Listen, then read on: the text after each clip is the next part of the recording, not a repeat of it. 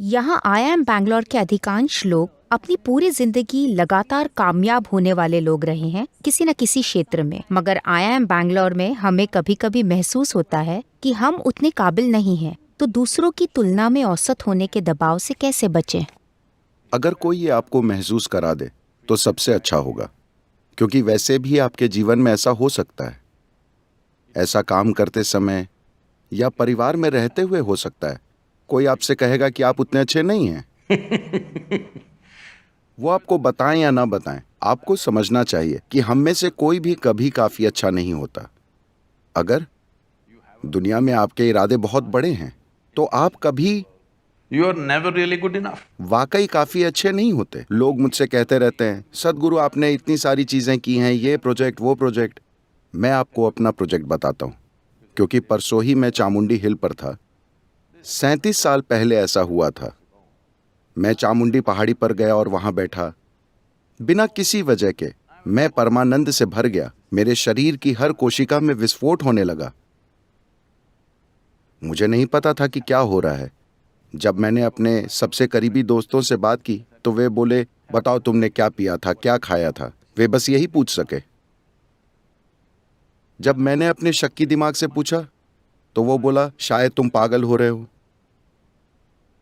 मगर मैं जानता था कि मुझे सोने की खान मिल गई है। बिना किसी वजह के मेरे अंदर कुछ जबरदस्त हो रहा है। अगर मैं ऐसे बैठा हूं तो मैं इतना आनंदित हो जाता हूं कि जो मुझे 2 मिनट लगते हैं वो 7-8 घंटों में बदल जाते हैं। क्या आपने ध्यान दिया है, जब आप बहुत खुश होते हैं तो समय बस उड़ जाता है। तो अगर मैं अपनी आंखें बंद करके खोलूं तो 8-10 घंटे इसी तरह निकल जाते हैं। तो उस समय मैंने एक प्लान बनाया। ये मेरा प्लान था कि ये बहुत जबरदस्त चीज है। अगर मैं बस यहां बैठता हूं तो मेरे अंदर परमानेंट फूट पड़ता है।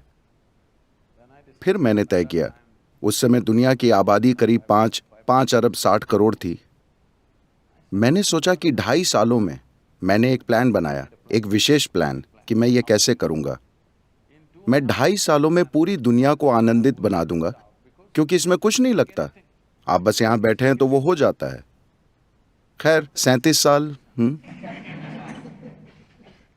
खैर, हमने शायद दुनिया में 50-60 करोड़ लोगों को स्पर्श किया है। मगर दुनिया के बारे में मेरा विचार ये नहीं है। दुनिया के बारे में आज मेरा विचार 7.6 अरब लोग हैं। तो मैं जानता हूं मैं असफल होकर मरूंगा 100%। और बाकी जो कुछ मैं करना चाहता हूं, मुझे पता है कि मैं शायद उसका 10-15% भी नहीं कर पाऊंगा। मगर मैं आनंदित होकर मरूंगा, क्योंकि मैं आनंद में जी रहा हूं और मैं आनंद में मरूंगा। इसलिए यह सबसे बेहतर है कि आप अपने जीवन में असफल हों। इसका मतलब है कि आपका सपना बड़ा है। अगर आप कामयाब हैं तो आपकी जीवन की समझ बहुत सीमित है। सफलता का क्या अर्थ है? मैंने कर डाला। आपने क्या किया?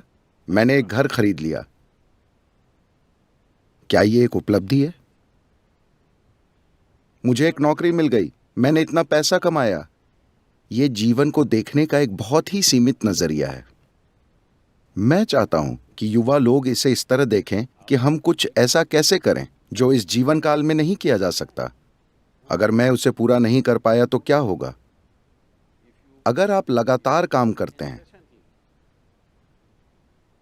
और जीवन के अंत में भी वो काम पूरा नहीं होता, तो इसका अर्थ ये नहीं है कि आप असफल हैं। इसका मतलब है कि आपके पास एक बड़ा सपना था। इसका ये अर्थ है। मेरी कामना है आप असफल होकर मरें, ठीक है? हाँ, ये होना चाहिए, आनंदित और असफल। इसका मतलब आप कुछ अच्छा कर रहे हैं। आप एक दुखी सफलता नहीं हैं।